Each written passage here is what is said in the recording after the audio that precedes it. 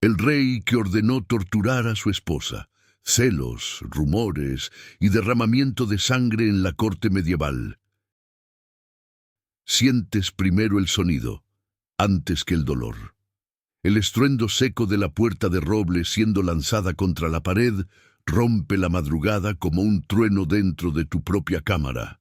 La vela más cercana tiembla, derramando cera caliente sobre la mesa, mientras hombres armados invaden la habitación que hasta ayer era el espacio más íntimo del palacio. Todavía estás cubierta por el peso de la manta de dormir, el rostro confundido entre sueño y realidad, cuando manos ásperas agarran tus brazos con fuerza suficiente para dejar marcas moradas. Nadie se inclina en reverencia, nadie te llama mi señora. En esa madrugada helada descubres que dejaste de ser reina mucho antes de darte cuenta. El olor a hierro de las armaduras se mezcla con el perfume suave que todavía flota en el aire. Una combinación absurda, casi obscena. Buscas instintivamente el rostro familiar del rey, esperando verlo surgir para interrumpir esa violencia. Pero él no está allí. En cambio, quien se acerca es el capitán de la guardia, ojos bajos, voz tensa de quien fue obligado a cumplir una orden que preferiría nunca haber recibido. Pronuncia sin titubear las palabras que rasgan tu vida por la mitad. Estás siendo detenida bajo sospecha de adulterio, blasfemia conyugal y traición al honor del monarca. Las acusaciones caen sobre ti no como sorpresa absoluta, los rumores ya circulaban, sino como confirmación cruel de que nadie está interesado en la verdad, solo en un chivo expiatorio. Mientras te arrastran por los corredores que solías atravesar con séquito, percibes cómo el palacio cambió sin que las piedras se movieran. Los sirvientes se pegan a las paredes para no cruzarse en tu camino. Algunas damas esconden el rostro detrás de los velos. Otras te observan con una curiosidad amarga, como si finalmente asistieran a la caída de un personaje que hace tiempo deseaban ver derrotado. Cada paso tuyo resuena fuerte, descalza sobre el suelo frío, y la humillación no está solo en las cadenas o en la fuerza de los guardias, sino en ese detalle. Caminar sin dignidad, sin preparación, como si fueras un animal sorprendido en su propio nido. Pero esta historia no comienza aquí, en ese arrastre nocturno. Comienza mucho antes, cuando el rey todavía te miraba como salvación y no como amenaza. ¿Te recuerdas del primer banquete en que sentiste el peso de su mirada posarse sobre ti? Toda la corte resplandecía a la luz de antorchas y candelabros, copas alzadas, risas tensas disfrazando alianzas frágiles. Él, ya envejecido por la guerra y las disputas internas, parecía cargar en los hombros el peso de un reino desgarrado por deudas, hambre y conspiraciones. Aun así, cuando sus ojos encontraron los tuyos, había algo allí que no era solo cálculo político. Era hambre de reconocimiento, de ser visto no como rey, sino como hombre. No era su primera esposa, ni la segunda. Cada matrimonio anterior había sido contrato, tratado, moneda de paz o de guerra. Reinas anteriores le habían dado hijos muertos, alianzas frágiles, noches vacías. Llegaste a la corte no como candidata evidente, sino como figura lateral, hija de una casa respetable, bien educada, perspicaz lo suficiente para sobrevivir entre religiosos fanáticos, caballeros ambiciosos y nobles resentidos. Tu inteligencia llamó la atención antes que tu belleza. En reuniones menores arriesgabas comentarios discretos sobre política, finanzas, estrategias de pacificación, comentarios que en otra mujer habrían sido recibidos con desprecio. En ti, el rey vio algo diferente, un espejo que lo comprendía. La aproximación entre vosotros fue lenta, casi imperceptible para quien no supiera qué buscar. Un lugar más cercano a la mesa principal, una invitación para acompañar una cacería, una conversación prolongada tras una misa. El rey pedía tu opinión sobre embajadores, sobre cartas de otros reinos, sobre disputas internas entre señores fronterizos.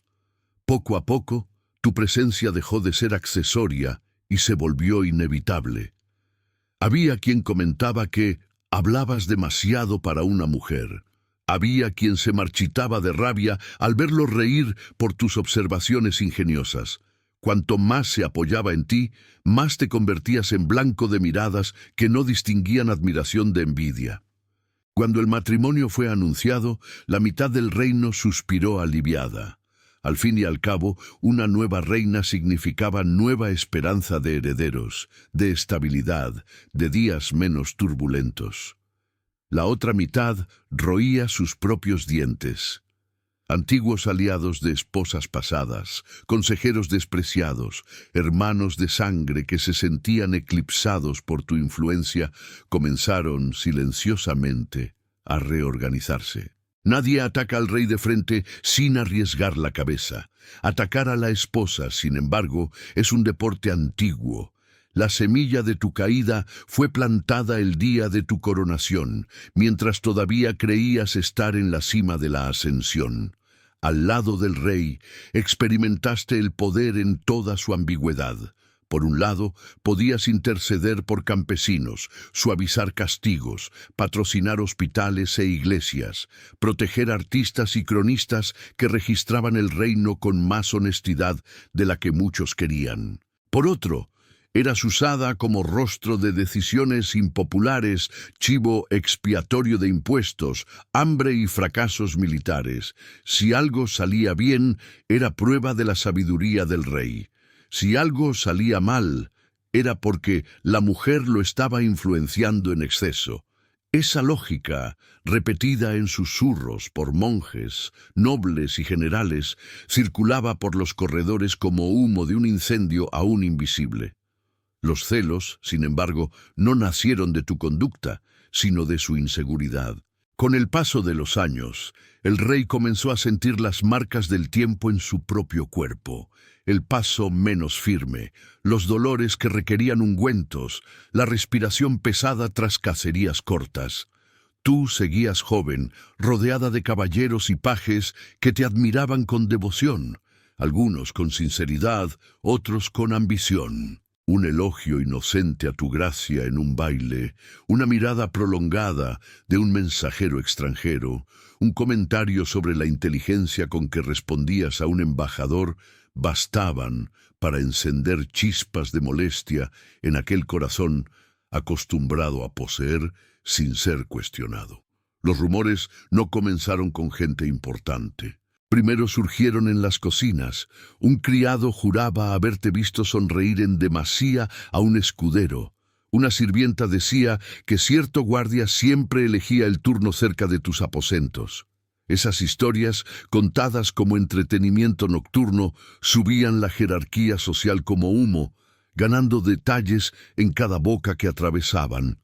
Cuando finalmente llegaban a oídos de un consejero envidioso o de un confesor malintencionado, ya eran llamas. Y nadie resiste la tentación de alimentar el fuego cuando promete calentar sus propios planes.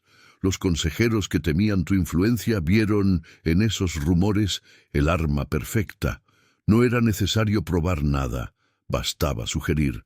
Al fin y al cabo, en una corte medieval, la palabra adulterio dicha acerca del nombre de una reina era más potente que cualquier documento.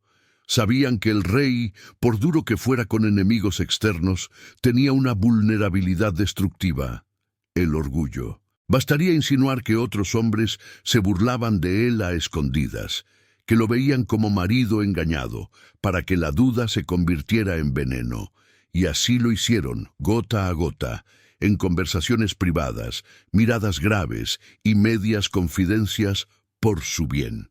Tú, por tu parte, percibías un distanciamiento extraño, pero no comprendías aún la profundidad del cambio. El rey pasó a visitarte con menos frecuencia, a escuchar más a ciertos consejeros que antes, a reaccionar con irritación ante pequeñas contrariedades. Algunos de tus pedidos, antes atendidos prontamente, pasaron a ser negados con excusas vagas. Había un muro invisible siendo erigido entre vosotros, un muro hecho de frases no dichas y sospechas no confesadas. Intentaste romper ese alejamiento con gestos de cariño, con conversaciones honestas, con apelaciones a la memoria del amor que compartisteis. Pero los celos, una vez alimentados, son un animal que no vuelve fácilmente a la correa. Las primeras interrogaciones fueron discretas, conducidas con apariencia de averiguación de honor. Llamaron a sirvientes, pajes, damas de compañía, guardias. Preguntaron sobre horarios, sobre ropas, sobre risas, sobre visitas nocturnas, y cuando no encontraron nada realmente comprometedor, transformaron omisiones en indicios. Un guardia que admitió haberte escoltado 2 veces en el mismo día se convirtió en prueba de proximidad excesiva. Una dama que mencionó tu tristeza en cierta noche vio sus palabras torcidas como señal de culpa. Quien dudaba en responder era presionado, amenazado, recordado de que la lealtad al rey venía antes de cualquier vínculo contigo. Pero el rey no se contentaba con sondeos indirectos. Quería certeza, o algo que pudiera llamar certeza, para no admitir que aceptaba destruir a su propia esposa solo por miedo y orgullo. Es aquí donde la historia toma el rumbo más sombrío. La necesidad de arrancar, a la fuerza, confesiones que sustentaran la narrativa de tu culpa. Si algunos hombres cercanos a ti admitieran, bajo dolor extremo, haber sido tus amantes, listo, el caso estaría probado ante los ojos del reino. No importaba si tales confesiones eran arrancadas a gritos, con huesos triturados y pieles rasgadas. Para el rey, el dolor de ellos era precio razonable para salvar su honor. Tú no viste las primeras sesiones de tortura, pero oíste hablar de ellas en los susurros que atraviesan paredes más implacables que el acero. Un caballero que te había sido leal desapareció de la corte. Semanas después, su confesión forzada surgió en documentos oficiales. Un joven escudero, conocido por la devoción respetuosa con que te sostenía las riendas del caballo, fue encontrado suicidado en una celda. Pero los rumores decían que antes había arrancado, entre llantos, frases que te incriminaban a ambos. Hasta la iglesia, que debería ser refugio, cerró los ojos. Algunos clérigos justificaban aquello como necesario para proteger el reino de la lujuria y el desorden. Y aún así, nada de eso habría sido suficiente para justificar ante el pueblo lo que vendría después, si no fuera por la decisión final del rey, exponerte no solo a la muerte, sino a la tortura moral y física como espectáculo. Castigar a una reina en secreto podría parecer acto de arbitrariedad. Hacerlo a la vista de todos, sin embargo, transformaría tu caída en lección. Una advertencia a cualquier esposa, noble o campesina, que se atreviera a creer poseer algún poder propio. Un mensaje claro para aliados y enemigos. El rey es señor no solo del cuerpo de su mujer, sino de su destino, en cada vena, en cada grito. Así es como llegas a esa madrugada en que te arrastran del lecho, no como sorpresa absoluta, sino como culminación de un proceso meticulosamente construido. Mientras los guardias te conducen a la cámara inferior, donde jueces y verdugos te esperan, comprendes que algo se rompió de forma irreparable. El pacto silencioso de que, incluso en medio de la brutalidad de la época, habría un límite cuando se tratara de la esposa del rey. Ese límite, percibes ahora, nunca existió realmente. Fue solo una creencia cómoda. Y en tu piel está a punto de ser oficialmente revocada ante todo el reino. Bajas los peldaños en espiral hacia las entrañas del castillo y sientes a cada paso cómo el aire se vuelve más húmedo y pesado. Las antorchas en las paredes proyectan sombras que parecen moverse solas, como si los fantasmas de antiguos condenados todavía vagaran por allí. El sonido del mundo de la superficie, música, risas, pregones lejanos, desaparece por completo. Solo queda el tintinear de las cadenas, el crujir de las botas de los guardias y el goteo constante del agua infiltrada, marcando el tiempo como un reloj cruel. En cada vuelta de la escalera entiendes que te están llevando a un lugar donde la ley no se escribe en pergaminos, sino en carne. La sala donde finalmente te dejan no es grande, pero es inmensa en horror. Herramientas de hierro cuelgan de las paredes. Gruesas cadenas, poleas, argollas, tablas manchadas por algo que prefieres por instinto no reconocer. Hay un banco simple en el centro, como si fuera un trono invertido, no para coronar, sino para desnudar. Cerca de la pared, una mesa exhibe pergaminos, tinteros y plumas, recordando que allí el dolor no es un exceso, sino un procedimiento registrado. La presencia de un escribano, ya con la pluma en la mano, prueba que todo lo que será arrancado de ti, o de otros, se convertirá en palabras oficiales, respetables, que volverán a subir a los salones llenos de luz como si fueran verdad incontestable. El hombre que parece dirigir la escena no viste armadura, sino una capa oscura que lo hace parecer más juez que verdugo. Sus ojos están cansados, no son crueles, lo cual, de algún modo, es aún peor. La crueldad puede contener pasión, el cansancio no. Te observa como quien examina un caso complicado, no a una persona. Cuando habla, su voz es casi suave. Dice que nadie desea verte sufrir innecesariamente, que todo puede resolverse rápido si tú cooperas. La palabra resuena en la sala con un brillo falso. Cooperar, allí, significa confirmar la historia que han construido en tu nombre. Asumir pecados que no has cometido para aliviar la conciencia del rey que ordenó traerte hasta ese lugar. Respondes con lo único que todavía posees, la verdad. Dices que no has traicionado, que no has conspirado, que los hombres presos por tu causa son inocentes de cualquier cosa excepto de lealtad y gentileza. Los ojos del hombre de la capa oscura no cambian. Él no está allí para convencerse, sino para cumplir una función. Con un gesto leve de la mano, hace señas a sus ayudantes y ellos empiezan a moverse hacia ti. Sientes las correas de cuero apretando tus muñecas, las cuerdas ásperas rozando tu piel. No es el dolor lo que te golpea primero, sino la humillación absoluta de ser tratada como un cuerpo anónimo, no como reina, esposa, madre. No comienzan con los instrumentos más terribles. La primera tortura es siempre el miedo. Te obligan a observar de cerca las herramientas. Describen con calma lo que cada una es capaz de hacer. Cuentan historias ejemplares de hombres que decidieron confesar antes de que fuera demasiado tarde. Hablan de articulaciones dislocadas, de huesos estallando, de gritos que nunca salieron de la cabeza de quienes los escucharon. Después, narran otra versión, la de quienes, supuestamente, colaboraron desde el inicio y recibieron una muerte rápida, sin deshonra mayor. En ese sótano sin ventanas, la misericordia se vuelve más amenazadora que el propio dolor, un premio que solo existe para quienes aceptan traicionarse. Intentas mantener tu mente agarrada a algo que esté más allá de ese espacio. Piensas en la luz de las mañanas sobre los jardines del palacio, en las risas de tu hija corriendo entre las columnas, en las conversaciones que tenías con el rey cuando todavía te veía como aliada y no como enemiga. Recuerdas cuando él te confiaba sus miedos, su sensación de aislamiento entre nobles que lo adulaban de frente y se burlaban de él a sus espaldas.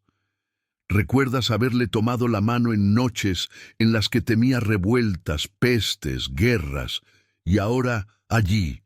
Entiendes que el hombre que un día lloró delante de ti dio órdenes para que tú lloraras delante de extraños. La traición de él duele más que cualquier instrumento de hierro podría doler. Cuando la tortura física por fin comienza, no llega con el exceso teatral de las leyendas.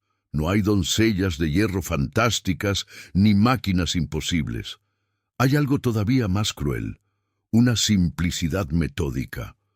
Tus brazos son elevados por encima de la cabeza, tus hombros forzados a un ángulo para el cual no fueron hechos.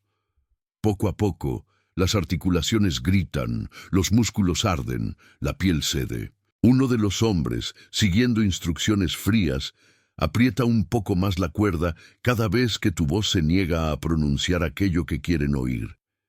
El dolor se convierte en una línea continua, creciente, un muro invisible contra el que tus pensamientos chocan una y otra vez hasta empezar a deshacerse.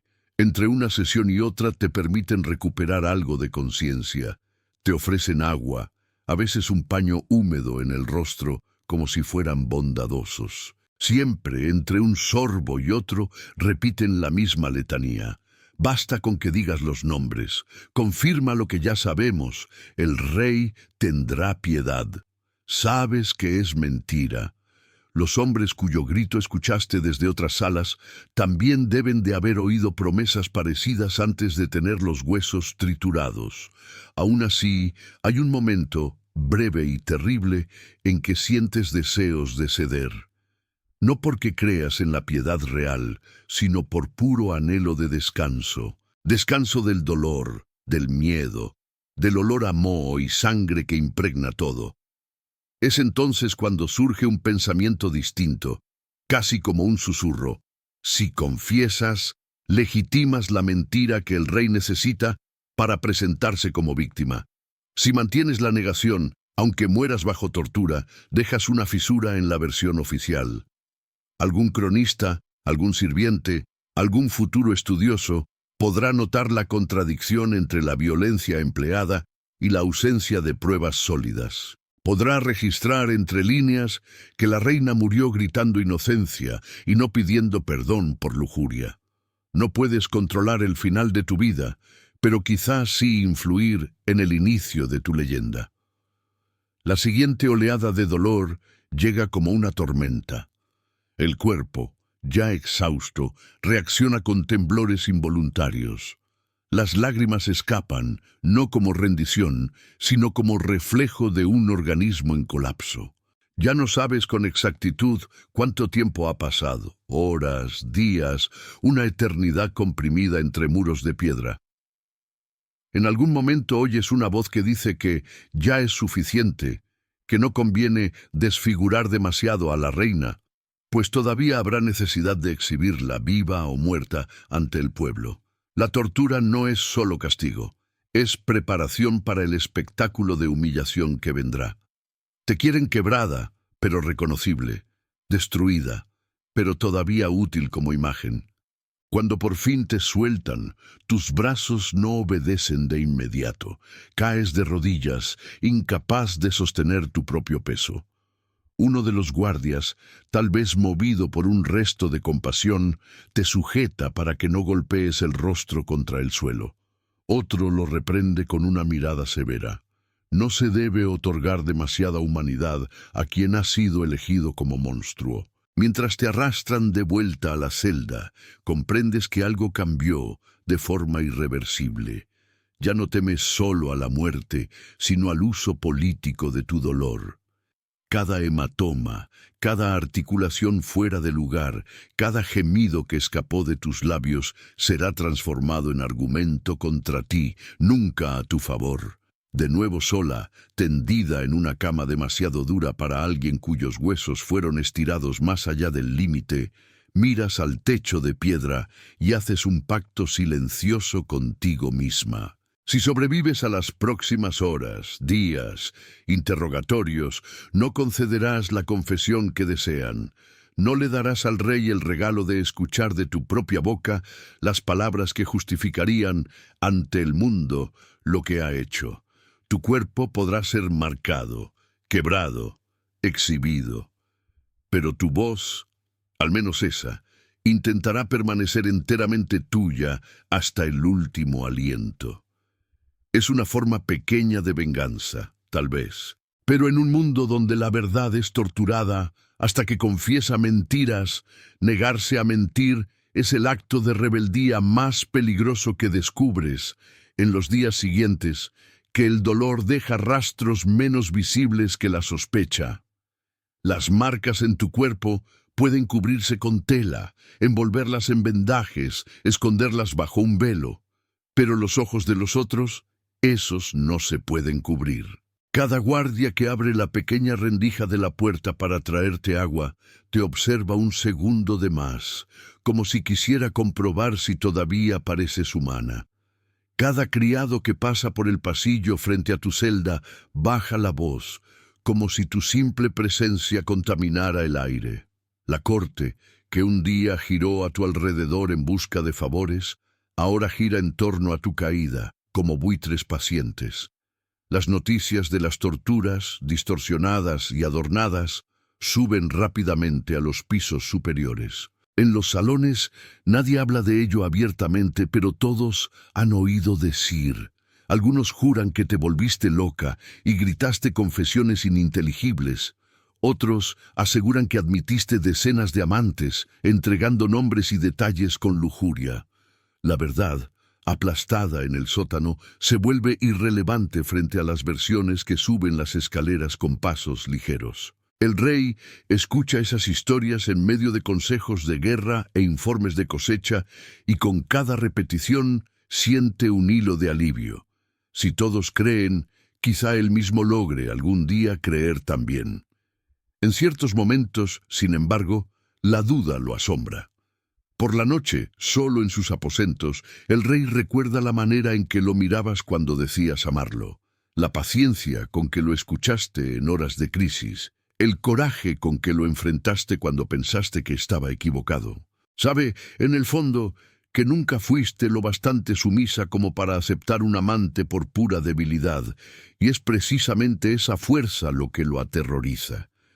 Porque, si eres inocente, significa que permitió que te destruyeran solo para calmar su orgullo herido. Es más fácil entonces abrazar la mentira como si fuera una verdad inevitable, un castigo justo, enviado por un Dios que siempre, convenientemente, coincide con los deseos del trono. Mientras tanto, el proceso oficial avanza. El Consejo de Nobles, presionado por facciones enemigas y por la propia voluntad del rey, se reúne para decidir el destino adecuado de la reina sospechosa. Algunos, más cautos, sugieren un encierro perpetuo en un convento lejano, donde podrías desaparecer lentamente olvidada. Otros, más radicales, exigen sangre.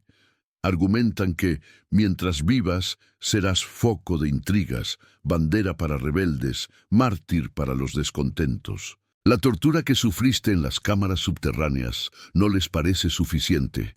Quieren una respuesta que resuene más allá de las murallas, un castigo ejemplar que atraviese generaciones como amenaza. El veredicto, cuando por fin se consolida, viene disfrazado de rito.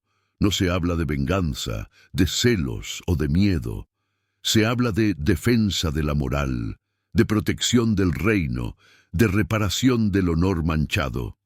Se redactan documentos en lenguaje solemne, invocando leyes antiguas, precedentes lejanos, ejemplos de otras cortes que habrían actuado igual. Tu destino se coloca en el papel con la frialdad de una cuenta de impuestos. Serás juzgada formalmente en la plaza, expuesta al pueblo, y según el humor de los dioses y del rey, torturada de nuevo antes de la sentencia final. Todo ello firmado por manos que un día besaron el anillo que llevabas. En tu celda no conoces los detalles jurídicos, pero percibes el cambio de clima. Los guardias se vuelven más rígidos, las comidas más regulares, como si estuvieran preparando el cuerpo que será exhibido en breve. Un sacerdote comienza a visitarte con mayor frecuencia, insistiendo en que prepares el alma para lo que vendrá. Habla mucho de arrepentimiento y poco de justicia. Cuando le preguntas si cree en las acusaciones, responde con evasivas piadosas. Dice que no está allí para juzgar, sino para salvar tu alma. Es una forma cómoda de omisión. cuidar la eternidad sin comprometerse con el presente. Sientes día tras día que una extraña calma se instala en el lugar donde antes vivía el pavor. No es resignación completa, pero sí algo cercano a una lucidez extrema. Entiendes que no podrás huir de lo que han planeado para ti, pero aún puedes elegir la forma en que caminarás hacia ello. No puedes impedir que llamen a tus dolores prueba, pero puedes impedir que llamen a tu silencio consentimiento. Empiezas a pensar en el juicio público no solo como el final, sino como la última escena de una obra que tú no escribiste, pero en la que todavía actúas. Decides, en secreto, que usarás ese escenario para mostrar algo que siempre temieron, que incluso torturada, humillada y traicionada, sigues siendo capaz de mirar a los ojos de quienes te condenan sin bajar la cabeza. El día fijado para el juicio llega con la frialdad de un decreto. La plaza central se prepara como si fuera a recibir una fiesta. Se levantan gradas de madera, se cuelgan banderas, los soldados organizan filas para contener a la multitud. Toda la ciudad parece haber sido invitada a presenciar el espectáculo de tu desgracia. Los vendedores ambulantes se colocan en las esquinas, listos para lucrar con pan, vino y rumores. Los niños son alzados sobre los hombros de sus padres para ver mejor. Tu sufrimiento, antes confinado a las sombras del subsuelo, ahora será mercancía a cielo abierto. Cuando te devuelven a la luz del sol, tus ojos arden. Hace tanto que vives entre antorchas y penumbra que el mundo exterior te parece irreconocible, como si fuera otro reino. La gente se espanta al verte. Unos porque esperaban un monstruo desfigurado, otros porque no imaginaban que aún te parecerías tanto a la reina que recuerdan. Hay cicatrices, hinchazón, una rigidez extraña en los hombros, pero la columna sigue erguida. Sientes cada paso, cada mirada perforando la piel, cada murmullo que intenta adivinar qué torturas ya has sufrido. Y absurdamente percibes que todavía existe orgullo en ti, orgullo de no haber sido reducida por completo a cosa. Cuando te colocan frente a los jueces, bajo la mirada atenta del rey y de la corte, todo lo que ocurrió en el sótano vuelve en oleadas. Las cuerdas apretando, las articulaciones gritando, las promesas mentirosas de piedad. Pero al mirar a tu alrededor comprendes algo nuevo. La tortura que sufriste no fue solo un método para arrancar confesiones, fue una forma de ensayar tu papel para este momento. Querían que llegaras aquí rota, suplicando, confirmando, corroborando, y sin embargo, estás de pie, herida, pero en pie, viva, pero sin haberles dado la palabra que tanto deseaban oír. Esa percepción no te libra del peligro, pero te da una especie de arma invisible. Mientras los jueces empiezan a leer en voz alta las acusaciones que ya conoces de memoria. Adulterio, herejía doméstica, conspiración sangrienta contra el rey. Decides que tu venganza definitiva no será escapar de la muerte, sino corromper su argumento. Si mueres, que sea como alguien que nunca admitió la mentira, por más que intentaran esculpirla en tus huesos. Si vives, por improbable que parezca, que sea como un recordatorio incómodo de que la tortura no logró lo que prometía. En cualquier caso, te niegas a hacer solo lo que ellos escribieron en los pergaminos. Cuando te pidan que hables, tendrás tus palabras preparadas. No para agradar al rey, no para convencer a los jueces, ellos ya han tomado su decisión, sino para alcanzar a quienes observan en silencio, las mujeres que ven en ti un posible espejo, los hombres que empiezan a preguntarse si un día también podrán ser aplastados por rumores convenientes, los cronistas que, en secreto, anotarán no solo el veredicto, sino la forma en que lo recibiste. Tu voz, entonces, no será solo defensa, será semilla. Una semilla que puede permanecer dormida durante años, décadas, siglos, hasta encontrar suelo fértil en la conciencia de alguien dispuesto a escuchar más allá de lo que el poder mandó decir. El murmullo de la multitud es un mar constante a tus espaldas cuando por fin te permiten hablar. Los jueces te observan con la impaciencia de quien ya conoce el final, pero necesita cumplir el protocolo. El rey, en su asiento elevado, es una estatua de piedra revestida de carne. No aparta los ojos, no ofrece consuelo, no muestra un triunfo abierto. Solo espera. En ese intervalo suspendido entre acusación y respuesta, sientes algo extraño. No la fragilidad de una víctima, sino el peso de quien por un instante sostiene el hilo de la narración en sus propias manos. Si eliges el silencio, legitimas su historia. Si eliges la furia, confirmarás el papel de mujer descontrolada que siempre quisieron asignarte. Inspiras despacio, sintiendo el aire raspar en la garganta aún dolorida por los gritos arrancados en la cámara de tortura. Cuando abres la boca, tu voz no sale alta, pero sí firme. No repites las fórmulas esperadas de culpa, no te arrodillas, no imploras por tu vida. En cambio, declaras que eres inocente de los crímenes que te atribuyen, que jamás traicionaste el lecho del rey, ni conspiraste contra la seguridad del reino. No acusas directamente a quienes te construyeron como blanco. No señalas con el dedo a consejeros o parientes, porque sabes que eso sería fácilmente descrito como histeria.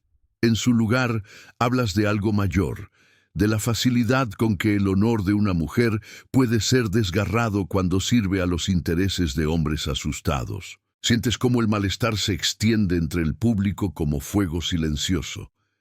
Algunos esperaban lágrimas, otros confesiones sórdidas. En cambio, reciben un espejo. Cuando mencionas, sin atacar al rey por su nombre, que ciertos corazones prefieren creer en rumores antes que enfrentar sus propias debilidades, no te refieres solo al trono.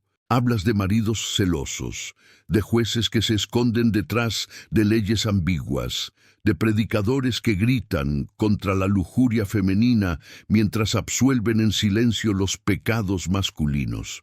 Cada frase está cuidadosamente medida para no ser abiertamente sediciosa, pero lo bastante afilada como para quedarse atrapada en la memoria de quien escucha. Los jueces se inquietan.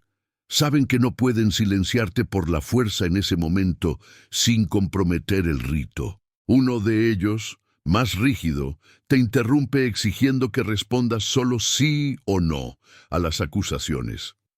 Sonríes de un modo casi imperceptible porque entiendes la ironía. Quieren reducir una vida entera a una sola sílaba. Rechazas el juego. Dices que si has de responder con una palabra será no.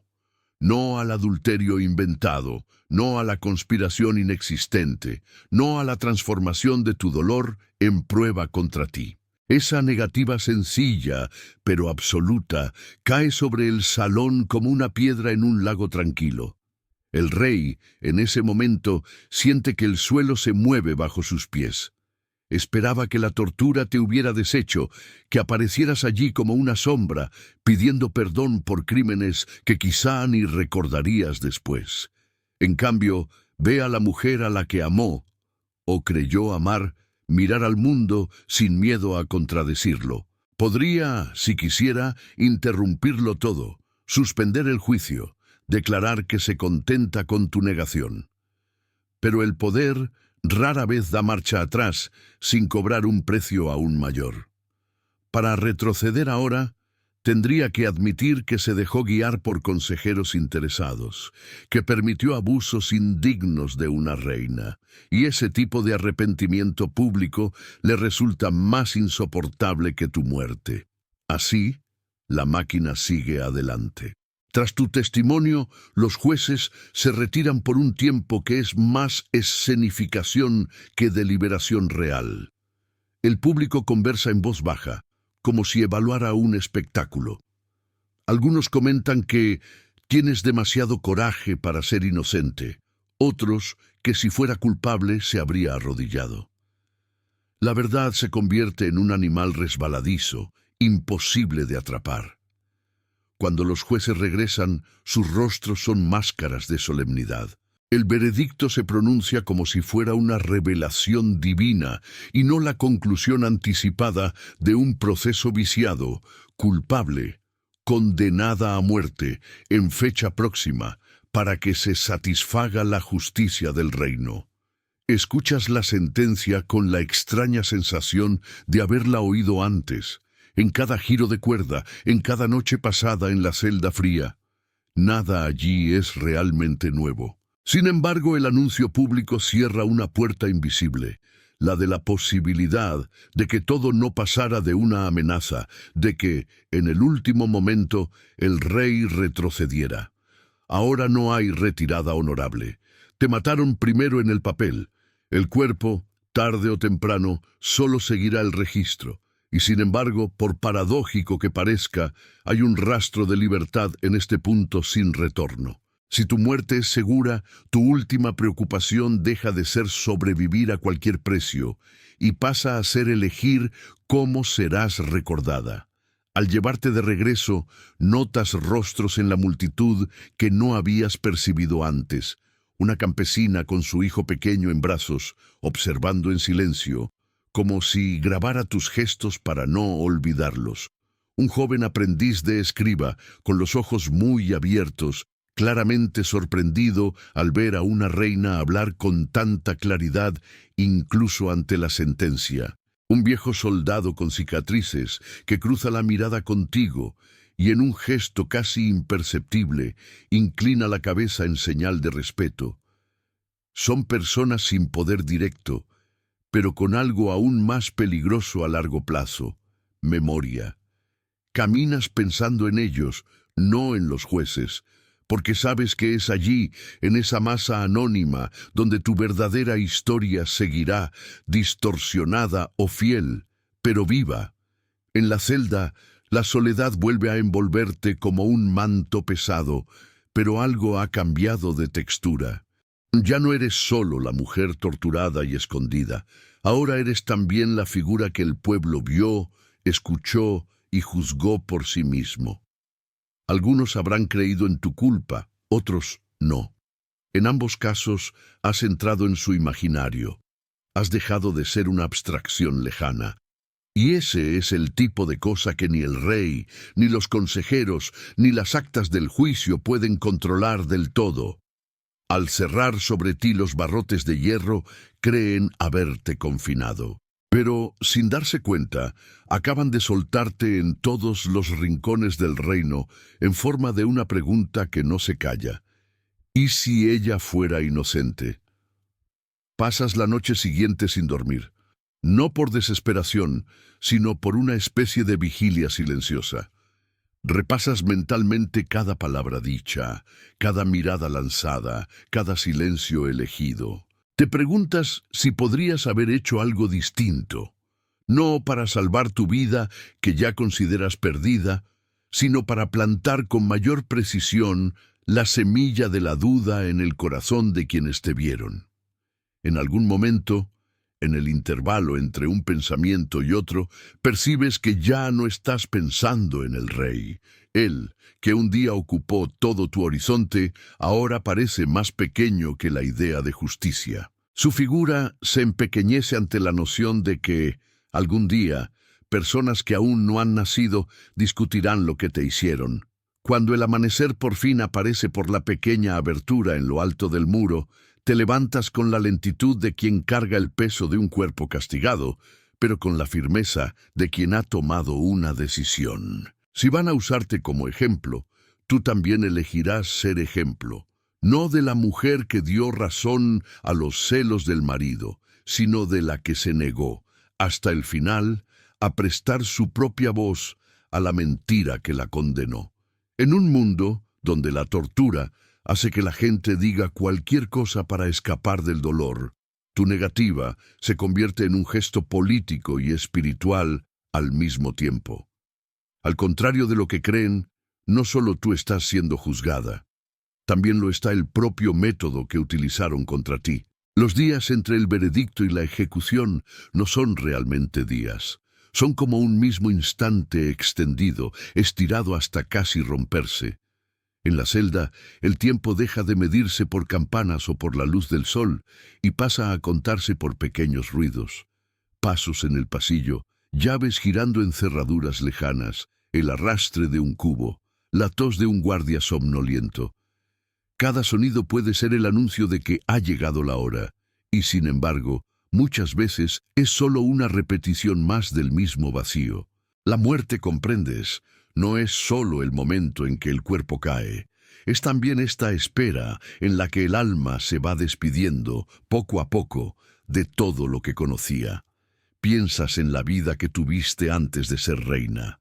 Recuerdas olores simples, pan recién horneado, tierra mojada tras la lluvia, que parecían carecer de importancia cuando pasaste a habitar salones de mármol y tapices importados.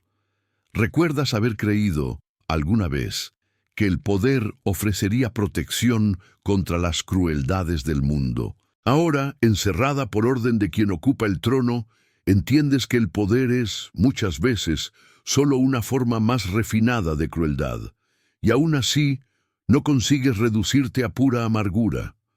Hay algo en ti que se niega a aceptar que todo haya sido en vano, que ningún gesto de bondad, ninguna palabra justa, ningún acto de valentía hayan dejado huellas en el tejido invisible del reino.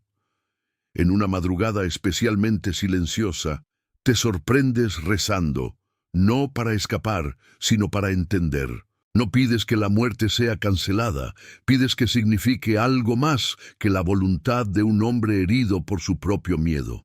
Pides que, de algún modo, la injusticia cometida contra tu cuerpo sirva para encender preguntas en otras mentes.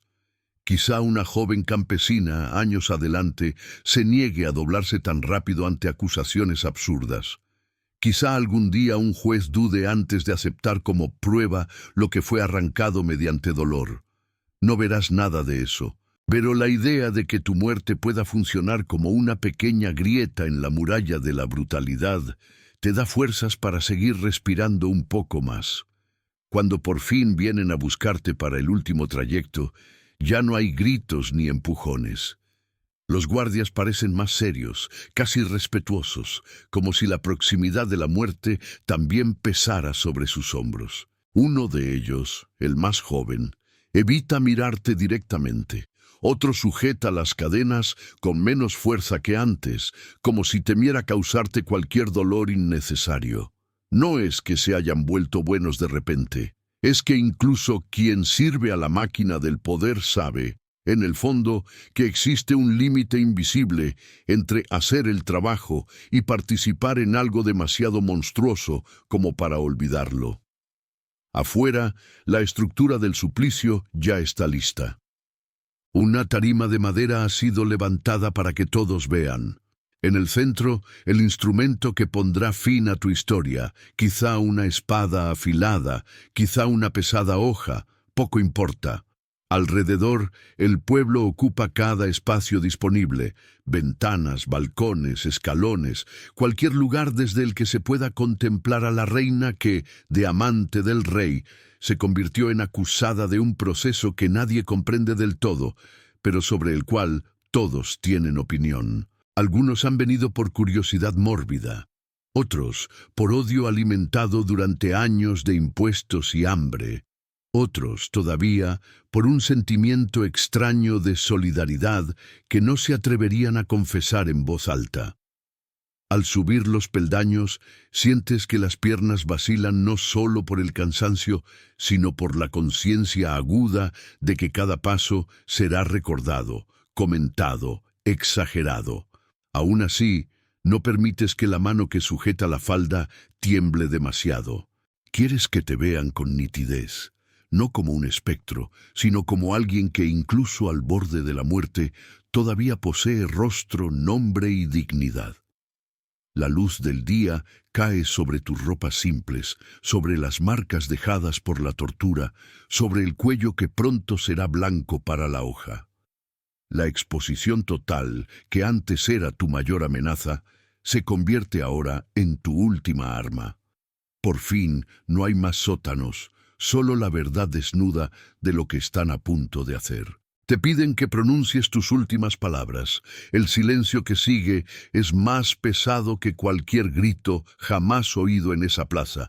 Podrías usar este momento para maldecir al rey, denunciar el complot, acusar con nombre y apellido a cada enemigo, pero eliges otra vez un camino más difícil, hablar de un modo que sobreviva, no solo como desahogo, sino como herida en la conciencia colectiva. Agradeces a algunos que te trataron con humanidad, pides a Dios que juzgue el corazón de todos los presentes, afirmas una vez más que no cometiste los crímenes que se te atribuyen y que si tu muerte es considerada necesaria para la paz del reino, al menos sirva para recordar que incluso una reina puede ser aplastada por rumores. No absuelves al rey, pero tampoco lo atacas directamente. Dices solo que esperas que un día encuentre el valor para enfrentar la verdad sobre sí mismo. Quien quiera entender, entenderá. Quien prefiera seguir ciego, seguirá. Las palabras salen sin temblor, y cuando se apagan, la plaza parece olvidar por un instante que está allí para presenciar un espectáculo de castigo. Incluso aquellos que te odian se ven obligados a reconocer, aunque sea durante un segundo, que no están ante un monstruo, sino ante una persona a punto de ser transformada en símbolo por la fuerza de una hoja de acero. El resto ocurre demasiado rápido para que el pensamiento lo acompañe. Arrodillarse, ajustar el velo, cerrar los ojos o mantenerlos abiertos. Eliges mantener la mirada alzada el mayor tiempo posible como última negativa a inclinarte. El verdugo, entrenado para este momento, murmura una frase de disculpa que casi se pierde en el murmullo de la multitud. La hoja brilla en el aire, un destello breve seguido de nada. Para ti ya no hay dolor, ni miedo, ni espera. Para quienes quedan, en cambio, ese segundo se repite en recuerdos, pesadillas, crónicas, sermones. Algunos dirán que moriste serenamente, otros que vacilaste. Cada versión servirá a un propósito distinto. Con el tiempo, la tarima será desmontada, la sangre lavada, el cuerpo enterrado en algún lugar que quizá ni siquiera lleve tu nombre.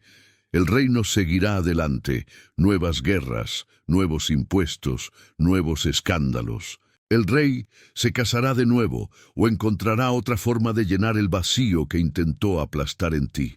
Pero bajo esa rutina de poder, algo habrá cambiado.